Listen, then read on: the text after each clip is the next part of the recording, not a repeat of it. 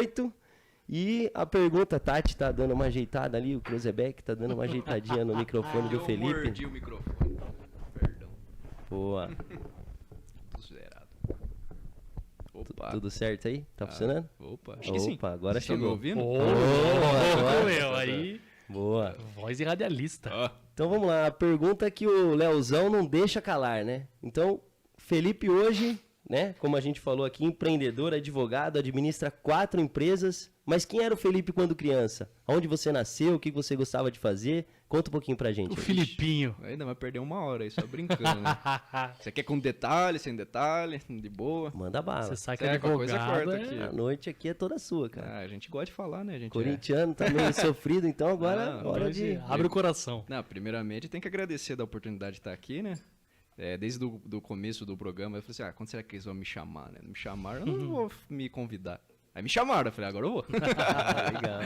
Mas, como eu posso falar da minha história, assim, porque geralmente o pessoal fala, aquela história do herói, né? O cara veio, assim, não, acho que ainda tô no meio do caminho ainda, posso dizer assim. Mas, se eu fosse pegar da onde que eu nasci em São Paulo, não sou de Botucatu, não vim de Botucatu. Eu nasci em São Paulo e eu vim aqui, eu mudei para Botucatu com uns 8, 9 anos por causa dos meus pais. Eles trabalhavam, para vocês terem uma ideia, não sei se vocês conhecem, a Nidro, sabe a Nidro? A Nidro, ela fundiu, na verdade ela comprou, isso lá em 2002 mais ou menos, ela comprou a Centroflora que ficava em São Paulo. E ela fez uma proposta para os funcionários, vocês querem ficar aí ou vocês querem vir para Botucatu interior? Só que vocês vão ter que largar a mão, ou a gente vai ter que demitir, porque a gente vai fechar a fábrica de São Paulo. Meus 2 pais trabalhavam, minha mãe e meu pai trabalhavam na Centroflora. Então, os 2 vão ficar desempregados em São Paulo, ou vamos tentar a vida no interior? Aí a gente veio pro interior por causa da Nidro. Aí a Nidro trouxe pra gente, aí minha vida começou aqui.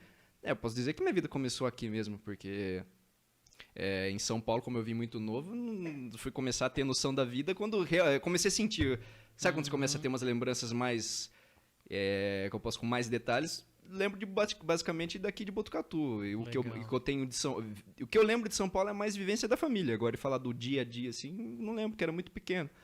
E aqui em Botucatu, estudei no SESI, acho que passando essas partes chatas, vamos para a parte legal, né? Que é onde que eu desemboquei no direito. O do direito, eu sempre quis fazer direito. Eu vou falar igual o pessoal fala, você já foi fazer advocacia?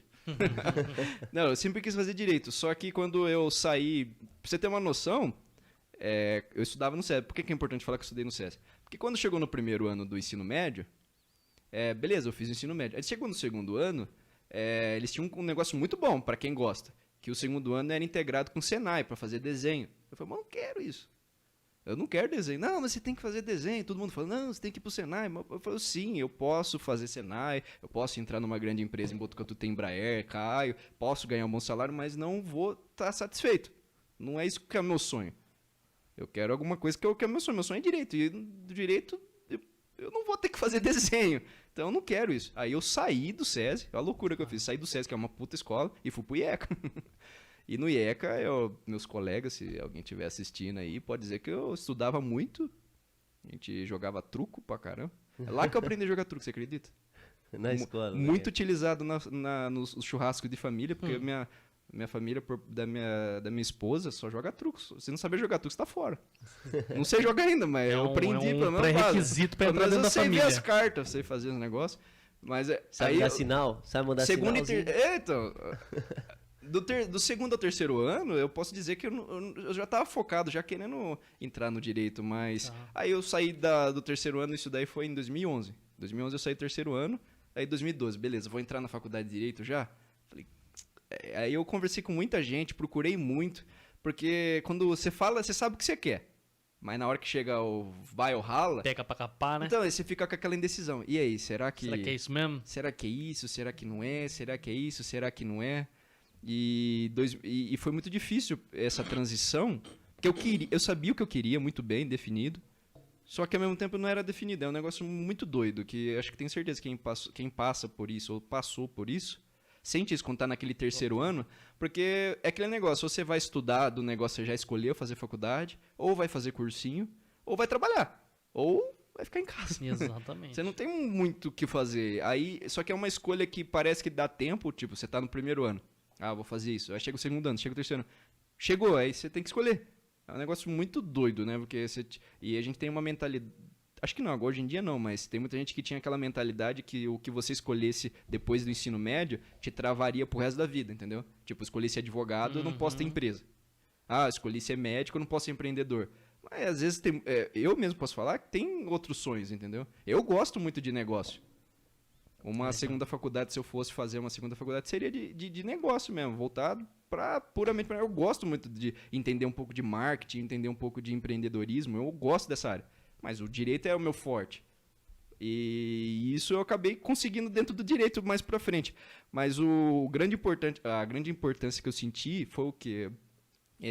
Na hora que eu saí do terceiro ano, eu falei, eu vou tentar fazer um curso para não uma faculdade, mas algo que só para não ficar parado e ver se eu consigo gostar de uma coisa. Aí eu fiz passei na prova para fazer administração no industrial, o curso técnico. Legal. Só que o curso técnico de administração é muito bom, por quê? Você vê um pouco de tudo. Você vê um pouco de contabilidade, você vê um pouco de marketing, até direito você vê. Legal. E foi lá que eu falei, é direito mesmo. Pra você ter uma noção, um ano e meio. Então, tipo, eu entrei no começo de 2012 e larguei no finalzinho de 2012. Por que eu larguei? Porque eu falei, é o direito. Você foi pro não direito. Não quero fazer de administração fato. mais, não quero fazer administração. Não, eu não fui ainda pro direito. Aí, Ainda não? não, ainda não fui. Eu falei assim, mas eu quero direito, mas eu sei que eu quero direito. Porque é de um professor, chama Tutu. Não sei se ele tá ouvindo, se eu ouvir, legal.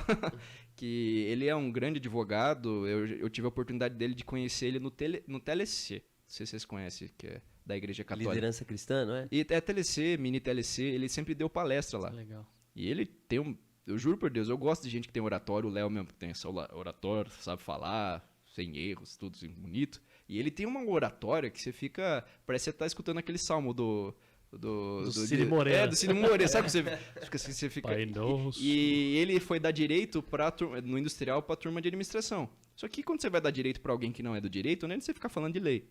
Ele ia explicar o básico, como funciona o Brasil. E ele, conhecido em Botucatu muito por tribunal do júri. Ele fez muito júri. E júri é 110% oratório. E ele contava as histórias dele, que ele passou no júri. Histórias, ele ficava, tipo, 3 aulas contando detalhe por detalhe. Parecia que eu tava lendo o livro do Tolkien, sabe? Eu tava lá sentado, aí eu peguei a minha caneca era azul. Aí eu me debrucei sobre a página 148, que aí eu vi o parágrafo terceiro. Tipo, são uns detalhes que você ficava assim... Imaginando a coisa mesmo. E né? era legal dele também, que eu gostava muito, que ele ia explicar coisas básicas do direito. Ele explicava, e depois ele, no meio da aula, ele falou assim, agora eu vou começar a perguntar.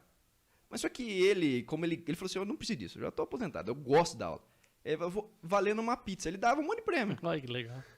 Eu ganhei umas 4 pizzas dele, porque eu ficava prestando atenção, porque eu queria mesmo. Então, como é que funciona a pirâmide do direito? Ah, tá. Qual que é a lei mais importante do direito? A Constituição.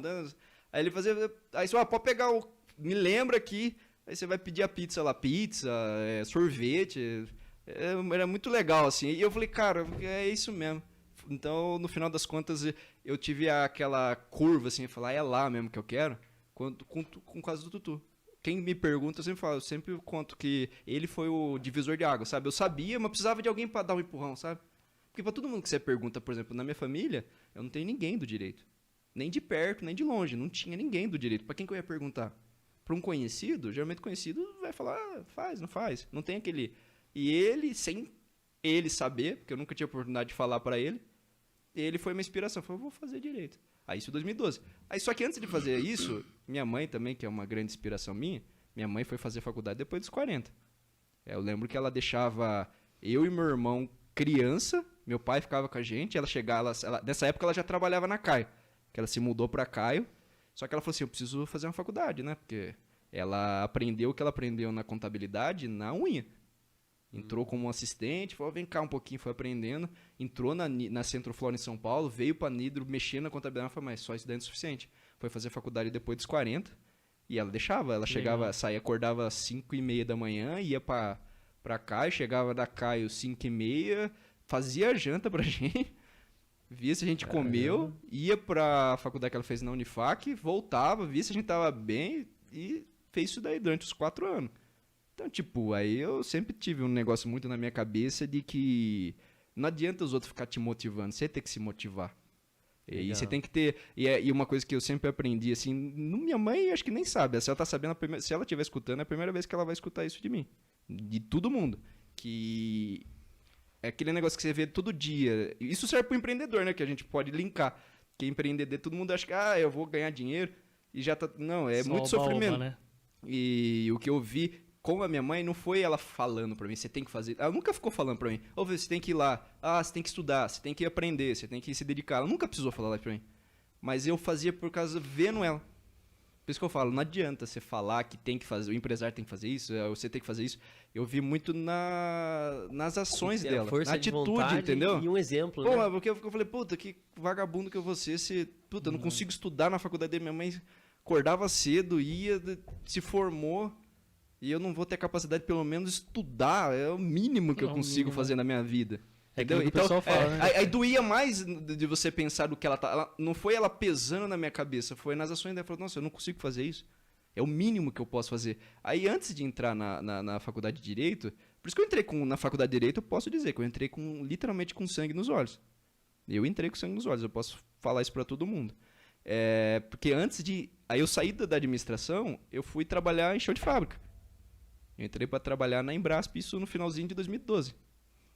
E fiquei lá até setembro de 2014. Nesse meio tempo, eu trabalhei em chão de fábrica. Eu nunca tinha trabalhado na vida. Então, imagina, o primeiro emprego meu de verdade já foi no chão de fábrica. E lá, como eu aprendi o que é trabalhar, acordar cedo, ficar até bater o ponto, ouvir xingo. Novo ainda, vixe. Os caras montavam, as pessoas montavam em cima, porque é novo, dá pra aproveitar. Aí eu fiquei nesse tempo, aí quando deu 2013, aí eu falei, agora eu vou entrar na faculdade. Então eu entrei na faculdade no começo de 2014. Só que eu entrei na faculdade e ao mesmo tempo que eu entrei na faculdade eu continuei trabalhando. Só que qual que foi a diferença? Não sei se é mérito meu, mas eu considero um mérito meu. Que as pessoas falam, não, é mérito meu mesmo, porque quando eu entrei vou fazer faculdade, eu falei assim, se eu for pra entrar, eu não sei se eu sou o melhor, mas eu falei assim, eu quero entrar pra desbancar mesmo. Se alguém perguntar, eu quero passar. A pessoa quer falar, puta, esse é o advogado. Posso demorar, mas eu quero ser o cara. Então, quando eu entrei na faculdade, desde o primeiro ano, eu pegava firme, eu ficava até o último dia. Pessoal, vamos no bar. Não ia. De sábado você vai... Tinha aula de sábado de manhã. Você não vai, você já sabe. Mas não é questão de já sabe, eu quero saber mais. Eu ia, fiz isso durante os 5 anos. Qual que foi a vantagem? No final do 4º ano, eu já tinha iniciado a pós-graduação, que eu iniciei em Direito Tributário, já tinha passado na OAB na primeira fase. No metade do 5º ano, eu já tinha entregue o TCC, já tinha passado na OAB. E no metade do 1º ano, que eu tava trabalhando ainda na fábrica, e eu fazia a mesma coisa que a minha mãe, eu até me via com a minha mãe. Porque eu mesma rotina. Acordava, tipo 6h20, ia trabalhar, chegava umas 5h30, dava 6h30, tchau, vamos pra faculdade. Chegava da faculdade, cara, eu posso falar, eu sempre estudei, eu sempre tive uma facilidade de aprender as coisas, mas eu nunca tinha estudado de verdade, sabe? De sentar a bunda, arder, assim. E digo pra você, nos começos assim que você vê o direito, porque o direito abre uma mente sua de uma forma absurda. E ele abriu de uma forma, qual sentido? Eu não entendia muitas coisas. Eu falei, nossa, como é que eu... E eu ficava insistindo. Então eu chegava em casa, eu abria o notebook no meu... Porque eu falei, vou levar tudo no notebook, porque tudo que eu anotar, eu quero deixar salvo. Caderno eu não sei escrever, minha letra é horrível. Pra você ter noção, eu tenho minhas matérias anotadas do 1º ano de faculdade até hoje. No meu Google Drive, se eu abrir aqui, eu tenho matéria do 1º ano, do 1º dia, da primeira coisa que eu anotei. E até hoje tem coisas que eu coloquei lá que ainda... Eu falo, puta, isso daqui me serviu até hoje. E acaba até ficando fácil pra você consultar. Sim, né? tem coisa que eu consulto até hoje, que não saiu de... Serve ainda, entendeu? O resumo que eu fiz. E aí o que aconteceu? Eu chegava com o notebook, abria na minha cama. Quantas vezes que eu não dormi, com a luz acesa, o computador em cima de mim, 6 horas, mas puta, tem que levantar. Eu dormi com o computador em cima de mim, eu não dormia, eu desmaiava. Só que chegou assim, eu falei, 1º ano, nos 6 primeiros meses, é só uma introdução. Depois que eu comecei a ver, eu falei, muitos professores... meus professores, eu tenho que tirar o chapéu, principalmente do 1º ano, que se o professor do 1º ano não for aquele cara para dar um incentivo, você vai desistir. Que é um negócio muito novo. E nos 6 primeiros meses, na hora que eu vi que apertou, eu falei, nossa, para ser diferencial não vai adiantar eu só estudar, vou ter que ir pra prática mesmo. Não vai ter jeito. Aí, na época, acharam que eu era louco, né? Porque eu trabalhava, estável. Eu já, inclusive, no tempo que eu fiquei na fábrica, pra vocês terem uma ideia, eu já tinha subido de cargo. Eu tinha saído do chão, já tinha subido pro almoxarifado. Num serviço, era de cansativo também, mas já era um serviço que eu já tava com planos para partir pro PCP. Eu tava crescendo lá, mas não era. Eu tava fazendo outra faculdade, eu tava de encontro. Chegou uma hora que eu falei, tem que escolher. Então eu largar um salário certo para fazer estágio. E eu fiz isso em setembro de 2014. Aí eu fiz estágio com a Cris Sacamone, não sei se ela tá aqui, mas que foi a primeira a abrir porta. E eu lembro até hoje como que eu fiz. Por isso que não raiva, né, da geração de hoje, né, mas o pessoal é muito mole hoje, né. Não tô falando que eu sou um demérito, porque a geração anterior a minha certamente sofreu muito mais e a anterior muito mais. Mas, tipo, quando eu quis estágio lá, isso lá em 2014. Em julho de 2014 que eu resolvi. Porque, tipo, eu saí da empresa, recebi o seguro-desemprego, né? Falei, vou tirar um mês sabático aqui, né? Ficar um pouco em casa, descansar, seguro-desemprego, tava caindo certinho. Falei, vou tomar pelo menos um mês de ar aqui e vou procurar estágio. Como é que eu procurei estágio em 2014? Eu juro, eu peguei, imprimi uns 30 currículo e saí distribuindo na cidade. Eu entrei num monte de lugar, mas eu entrei em cartório, entrei todos os escritórios que eu fui passando, que eu vi o escritório de advocacia, fui entregando. Tinha uns que nem olhavam na minha cara. E fui deixando. Eu falei, puta, agora torcer, né? Aí eu lembro que na mesma semana me mandaram mensagem do escritório da Cris e do cartório de notas. E o do cara de cartório de notas, quando eu já fui, isso daí já era setembro.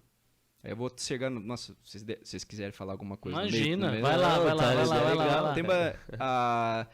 Uma das coisas que eu mais gostei na faculdade do primeiro ano e até hoje eu adoro é constitucional, que é a base de tudo. Se a gente for discutir qualquer coisa do direito, se você não sabe constitucional, você não sabe nada. Que é a base de tudo. Se mudar alguma coisa constitucional, muda a vida inteira de todo mundo. É a base. E quem me deu constitucional, eu vou ter que usar ele para poder chegar na onde... Então eu vou voltar para aí, né? Na faculdade de Direito, quem me deu constitucional no primeiro ano foi o Neto. E, tipo, quem estiver escutando aqui que estudou comigo ou conheceu o Neto, posso dizer que foi... Eu tive vários professores excelentes, mas ele tinha algo a mais que nenhum professor outro vai ter. Inclusive, ele faleceu durante a faculdade nossa, porque quando ele assumiu, ele nunca tinha dado aula, mas o sonho dele era dar aula. O sonho dele. Se você via nos olhos dele que o sonho dele era dar aula de constitucional. Ele já era funcionário público, inclusive ele tinha passado para ser procurador-geral da União. Tipo, um puta concurso que você tem que ser cabeceira. Mas o sonho dele era dar aula, ele nem era daqui, ele era de Jaú. E ele era de Jaú por um motivo que é triste, mas ele estava cuidando, ele tinha uma leucemia. E ele deram a oportunidade para ele dar aula para mim no primeiro ano, primeira turma da vida dele, de primeiro ano, para ele dar direito constitucional. Ele era um crânio, nossa, dava medo dele falar, porque ele sabia tudo. Só que era difícil de entender a aula dele, porque ele falava, Felipe, como ele gostava de já chegar discutindo, ele não gostava daquele tipo de professor que explica do zero, ele gostava daquele lá, vou te dar, lê essas 20 páginas, mesmo se você não entender, lê essas 20 páginas, porque na hora que chega na aula a gente só vai discutir. E muita gente sambou com ele. Ele não sabe explicar. E desde o primeiro dia ele já me encantou, eu comecei a fazer isso do jeito. Vamos ler. E eu ficava discutindo com ele, eu e mais uns 4, 5. Inclusive um deles é o Guilherme Carrega, sabe, da fotografia Carrega. Você escuta, eu conversei com ele ontem no escritório. Ele era um deles que ficava junto assim. Ele é a prova, se você perguntar, pra você ter noção, as aulas dele, ele dava aula de quarta-feira no primeiro ano e de sexta. Ele dava as 2 últimas de sexta, constitucional, puramente teórico. Eu juro, teve vezes que eu saí de lá da IT, eu estudei 11h30 da noite, na sexta.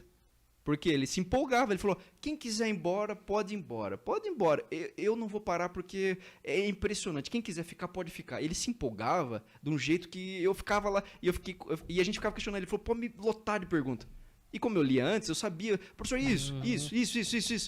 E eu aprendi tanto com ele que muitas coisas que eu sei de constitucional que eu leio hoje, eu lembro dele falando que não era tão claro para mim, que hoje é claro. Então eu gostava muito de constitucional e ele foi um exemplo.